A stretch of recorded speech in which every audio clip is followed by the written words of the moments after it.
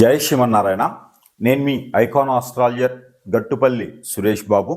అయితే మనకి ఈ 2025 సంవత్సరం వచ్చిన తర్వాత జనవరి నుంచి డిసెంబర్ వరకు ఉన్నటువంటి పరిహారాలు మనం ముందుగా చూసుకున్నాము. అయితే మనకి ఇప్పుడు ఈ యొక్క ఉగాది నుంచి ఉగాది వరకు ఏ రాసుల వారు ఎలా ఉండాలి, ఏ రాసుల వారు ఏ జాబులు కానివ్వండి, బిజినెసెస్ కానివ్వండి, ఏ వర్క్ మీద ఏ వృత్తిలో ఉన్న వారికి మంచి ఆదాయ వనరులు బాగుంటాయో, ఏ వృత్తిలో ఉన్న వారికి ఉద్యోగులు అవుతారో, ఏ పని చేసిన వారికి మంచి స్థాయికి వెళ్తారో, పేరు ప్రఖ్యాత ఇవన్నీ కూడా ఏ ఏ రాసుల వారు ఏ పని చేయటం వలన బాగుంటుందనేది ఒకసారి మనం చూసుకున్నట్టయితే కనుక మనకి ఈ యొక్క 2025 సంవత్సరంలో మనకి ముఖ్యంగా చెప్పుకోవాల్సినది ఏంటంటే అతిపెద్ద గ్రహాలైనటువంటి బుధ భగవానుడు, గురు భగవానుడు, అలానే రాహువు, కేతువు, శని భగవానుడు కూడా మారడం అనేది జరుగుతూ ఉంది.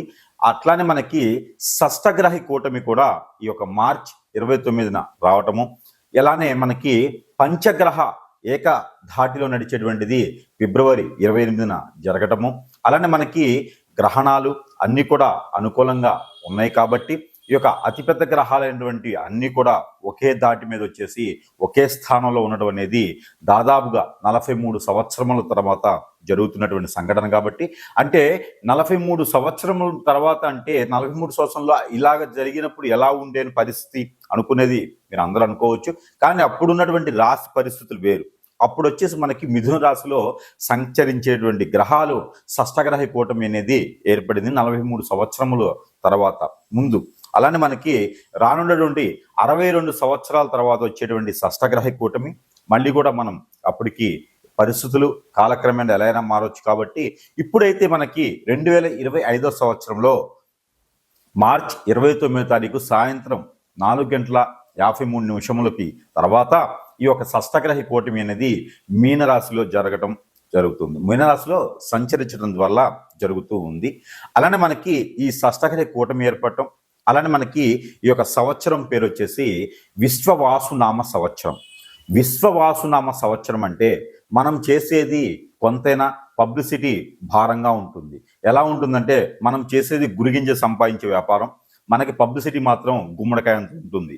అలానే మనకి పబ్లిసిటీతో ఎక్కువ ఉండేటువంటి తత్వాలు, పబ్లిసిటీ ఎక్కువ చేసేటువంటిది విషయాలు, అలానే ఏది ఉన్నా సరే విషయాన్ని చాలా పెద్దగా చూపించడం, భూతత్వంలో చూడటం లాంటివి జరుగుతూ ఉంది. ఇది మంచి ఎంత ఉందో చెడు కూడా అంతే జరిగేటువంటి క్రియ ప్రక్రియలు కూడా మనకి కనబడుతూ ఉన్నాయి ఈ సంవత్సరం పొడుగుతాను. విశ్వవాసునామా అంటే అలానే మనకి ప్రకృతి పరంగాను, అంటే జనవాళి ఏదైతే ఉందో మానవాళి, వీళ్ళు ప్రకృతి పరంగాను, వైపరీత్యాల పరంగాను, రాష్ట్రానికి రాజ్యానికి పరంగాను కూడా కొంతమేర ఉపయోగించేటువంటి పనులు కూడా ఆచరించేది ఉన్నది. అంటే లోక కళ్యాణార్థం కోసం కూడా చాలా మంది పాకులాడుతూ వాటి వాళ్ళ విలువలు నిలబెట్టుకునేటువంటి తత్వాలు కూడా ఎక్కువగానే ఉంటాయి. ఈ యొక్క మాసంలో కాకుండా ఈ యొక్క సంవత్సరం మొత్తం కూడా కనబడుతూ ఉంది. 2026 సంవత్సరం రానున్నటువంటి ఉగాది వరకు కూడా ఈ యొక్క రాశి ఫలాలు, వాటి యొక్క రాశిలో ఎవరెవరు ఎలాంటి ఉద్యోగాలు చేసుకోవడం వలన బాగుంటుందనేది మనం ఒక్కసారి గమనించినట్లయితే, అయితే మనకి ఈ యొక్క సంవత్సరం 2025 సంవత్సరం వచ్చేటువంటి యుగాదిలో ఏదైతే ఉందో మనకి ఈ యొక్క ద్వాదశ రాశుల్లో ఒకటి మిథున రాశి. ఈ ద్వాదశ రాశుల్లో ఒకటి మిథున రాశి. ఈ మిథున రాశి వారికి అదృష్ట శాస్త్రం అన్ని రకాలు కూడా బాగుంటుంది. అలానే మనకి మిథున రాశి ఏదైతే ఈ షష్టగ్రహ కూటమి మనం ముందుగా అనుకున్నట్టుగా ఈ షష్టగ్రహ కూటమి తర్వాత యుగాది తర్వాత ఒక సంవత్సరం మొత్తం కూడా మనకి చాలా రకాలుగా అన్ని రకాల అనుకూలతగా ఉంది. మీరు చేయాల్సినటువంటి వృత్తి ఎలాంటిదంటే ఫంక్షన్ హాల్స్, మ్యారేజ్ బ్యూరోస్, అలానే ఈవెంట్స్ ఆర్గనైజర్స్, అలానే మీడియా రంగాలు వారికి, సినీ రంగం వారికి చాలా అనుకూలతగా ఉంది. ఇలాంటి వాటిలో ఇంట్రెస్ట్ ఉన్న వారు ఎవరైతే మిథున రాశి వారు ఉన్నారో ఈ వైపుగా మొగ్గు చూపించినట్టయితే కనుక అన్ని రకాలుగా రాణించేందుకు బాగుంటుంది. ఎందుకంటే మీకు సంబంధించినటువంటి బుధగ్రహం కావచ్చు, మీకు సంబంధించినటువంటి గురుగ్రహం కావచ్చు, మీకు సంబంధించినటువంటి చంద్రగ్రహం కావచ్చు, అన్ని మీకు అనుకూలంగా ఉన్నాయి. ఇంకా మీ యొక్క పర్సనల్ హరోస్కోప్ ఏదైతే ఉందో, వృత్తి పరంగా మీ యొక్క పర్సనల్ హరోస్కోప్ జాతకం ఏదైతే ఉందో అది కనుక మీరు ఇంకా చూపించుకున్నట్టయితే మీకు అన్ని రకాల అనుకూలత, మీకున్నటువంటి దశాంతర దశలు, మీకు నడిచేటువంటి ఏదైతే గ్రహాలకు సంబంధించినటువంటి అనుకూలత ఉందో వాటి వాటి యొక్క వృత్తిపరంగా చేసుకున్నట్లయితే ఇంకా బాగా రాణించేందుకు ఆస్కారం ఎక్కువ ఉంటుంది. మీకు ముఖ్యంగా వచ్చేసి కుజుడున్నాడు. కుజుడు సొంత స్థానంలో, తర్వాత మీకు రెండో స్థానంలో వస్తారు కాబట్టి ఈ సంవత్సరం మొత్తం కూడా చూసుకున్నట్టయితే చాలా అనుకూలతగా ఉన్నదని చెప్పుకోవచ్చు మిథున రాశి వారికి. ఇంకా మీకు అన్ని రకాల రాణించాలంటే మనం చివరిలో చెప్పేటువంటి పరిహారాలు కూడా సంవత్సరం మొత్తం చేయొచ్చు.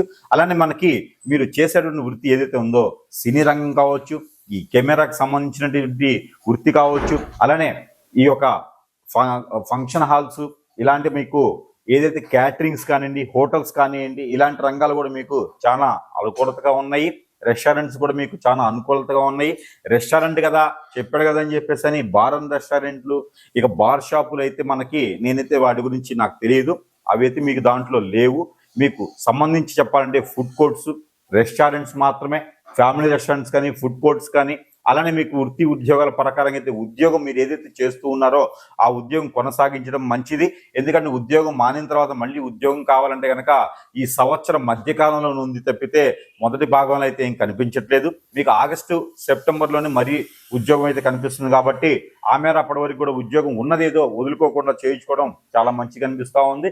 మీరు విదేశానికి ప్రయత్నం కూడా చేయొచ్చు. మీకు కలిసి వచ్చేటువంటి వర్ణం నీలం, వైటు, అలానే గ్రీను, ఈ 3 కలర్లు కూడా మీకు కలిసి వచ్చేలా ఉన్నాయి. కాబట్టి మీరు ఎక్కడికైనా పని మీద, అంటే మీకు పనికొచ్చేటువంటి పని మీద కానీ, ఇంపార్టెంట్ అయిన వర్క్ కానీ ఏదైనా ఉంటే కనుక ఆ ఒక కలర్ ఏదైతే ఉందో ఈ కలర్ మీకు దగ్గరలో ఉంచుకొని వెళ్ళడం ద్వారా మీకు మంచి జరిగేదానికి ఉంది. అలానే మీకు త్రిముఖ రుద్రాక్ష కానివ్వండి, పంచముఖ రుద్రాక్ష కానివ్వండి, మిథున రాశి వారికి ఈ సంవత్సరం మొత్తం కూడా చాలా అనుకూలతగా ఉంది.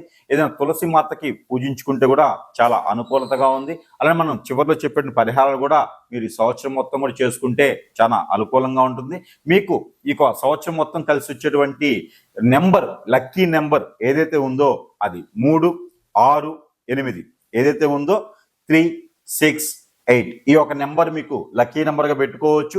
ఈ యొక్క నెంబర్ని మీరు ఇల్లు కొనుక్కున్నప్పుడు కానివ్వండి, లేకపోతే వాహనం కొనుక్కున్నప్పుడు కానివ్వండి, లేదన్నా ఫోన్ నెంబర్ తీసుకున్నప్పుడు కానివ్వండి, ఇలాంటి నెంబర్స్ మీరు మొత్తం భాగించినప్పుడు, మొత్తం లెక్కేసినప్పుడు చివరిలో వచ్చేటువంటి ఈ నెంబర్ ఏదైతే ఉందో ఇది లక్కీ నెంబర్గా భావిస్తాం. కాబట్టి మీ యొక్క పర్సనల్ హారోస్కోప్ చూపించుకోకుండా ఇది ఓవరాల్గా చెప్పేటువంటి లక్కీ నెంబర్ మిథున రాశి వారికి. కాబట్టి ఈ యొక్క లక్కీ నెంబర్ మీరు తీసుకొని అందరూ అదృష్టవంతులు అవ్వాలి. అలానే పేరుని మార్చుకోవడం, పేరులో లెటర్లు మార్చుకోవడం లాంటివి ఏం చేయకండి. అలా మార్చడం ద్వారా అదృష్టం మారదు. ఇలా ఏదైనా చిన్న చిన్న మార్పులు చేసుకోవచ్చులే కానీ మన జాతకాన్ని, తలకాయల్ని మార్చుకునేదానికి చేస్తే అది అంత లక్కీ అవ్వదు. కాబట్టి ఈ రకమైన చిన్న చిన్న పరిహారాలు చేసుకొని అదృష్టవంతులు అవ్వచ్చు. జనవరి నుంచి డిసెంబర్ వరకు ఉన్నటువంటి పరిహారాలు మనం ముందుగా చూసుకున్నాము.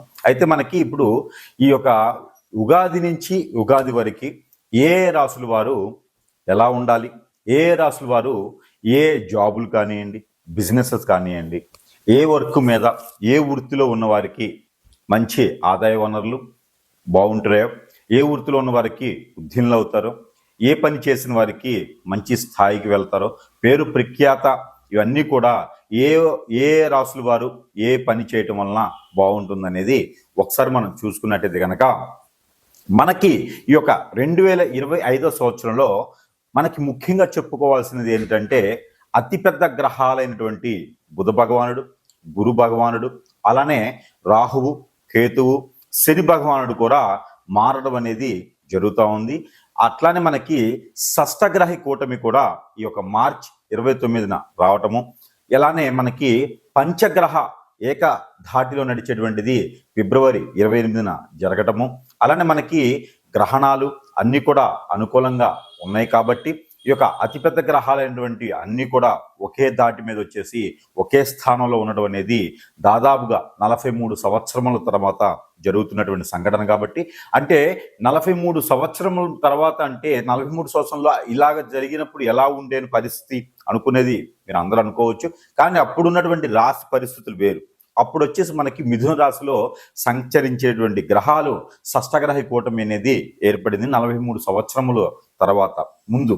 అలానే మనకి రానున్నటువంటి 62 సంవత్సరాల తర్వాత వచ్చేటువంటి షష్టగ్రహ కూటమి మళ్ళీ కూడా మనం అప్పటికి పరిస్థితులు కాలక్రమేణా ఎలా అయినా మారవచ్చు. కాబట్టి ఇప్పుడైతే మనకి 2025 సంవత్సరంలో మార్చ్ 29వ తారీఖు సాయంత్రం 4:30 53 నిమిషములకి తర్వాత ఈ యొక్క షష్టగ్రహ కూటమి అనేది మీనరాశిలో జరగటం జరుగుతుంది. మీనరాశిలో సంచరించడం వల్ల జరుగుతూ ఉంది. అలానే మనకి ఈ షష్టగ్రహ కూటమి ఏర్పడటం, అలానే మనకి ఈ యొక్క సంవత్సరం పేరు వచ్చేసి విశ్వవాసునామ సంవత్సరం. విశ్వవాసునామ సంవత్సరం అంటే మనం చేసేది కొంతైనా పబ్లిసిటీ భారంగా ఉంటుంది. ఎలా ఉంటుందంటే మనం చేసేది గురిగింజ సంపాదించే వ్యాపారం, మనకి పబ్లిసిటీ మాత్రం గుమ్మడికాయ అంత ఉంటుంది. అలానే మనకి పబ్లిసిటీతో ఎక్కువ ఉండేటువంటి తత్వాలు, పబ్లిసిటీ ఎక్కువ చేసేటువంటిది విషయాలు, అలానే ఏది ఉన్నా సరే విషయాన్ని చాలా పెద్దగా చూపించడం, భూతత్వంలో చూడటం లాంటివి జరుగుతూ ఉంది. ఇది మంచి ఎంత ఉందో చెడు కూడా అంతే జరిగేటువంటి క్రియ ప్రక్రియలు కూడా మనకి కనబడుతూ ఉన్నాయి ఈ సంవత్సరం పొడుగుతాను. ఈ విశ్వవాసునామ అంటే అలానే మనకి ప్రకృతి పరంగాను, అంటే జనవాళి ఏదైతే ఉందో మానవాళి, వీళ్ళు ప్రకృతి పరంగాను, వైపరీత్యాల పరంగాను, రాష్ట్రానికి రాజ్యానికి పరంగాను కూడా కొంతమేర ఉపయోగించేటువంటి పనులు కూడా ఆచరించేది ఉన్నది. అంటే లోక కళ్యాణార్థం కోసం కూడా చాలా మంది పాకులాడుతూ వాటి వల్ల విలువలు నిలబెట్టుకునేటువంటి తత్వాలు కూడా ఎక్కువగానే ఉంటాయి ఈ యొక్క మాసంలో కాకుండా ఈ యొక్క సంవత్సరం మొత్తం కూడా కనబడుతూ ఉంది. 2026 సంవత్సరం రానున్నటువంటి ఉగాది వరకు కూడా ఈ యొక్క రాశి ఫలాలు, వాటి యొక్క రాశిలో ఎవరెవరు ఎలాంటి వృత్తి ఉద్యోగాలు చేసుకోవడం వలన బాగుంటుందనేది మనం ఒకసారి గమనించినట్లయితే